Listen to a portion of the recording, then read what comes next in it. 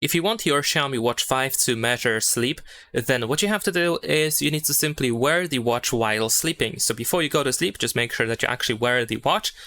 The position of the watch might be also quite important. It is definitely recommended to wear the watch approximately 1.5 to 2 centimeters away from the wrist bone. Usually you can just put a finger right next to your wrist bone, so then you can determine when it should be placed.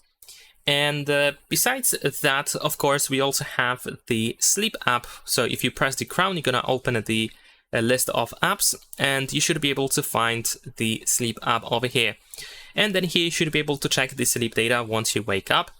And if you scroll down, you can also find some additional information, but also we have some settings, like for example, advanced monitoring, which we can enable in here quite easily. And also we have the breathing rate monitoring, which we can also enable in here in these settings. So if you need this additional data or additional options, then of course you can turn them on quite easily. But in the case of some basic sleep data, if you want your watch to collect the sleep data, you don't have to enable anything before going to sleep. You just have to wear it, and the sleep is going to detect that you are actually asleep and start collecting all the necessary information.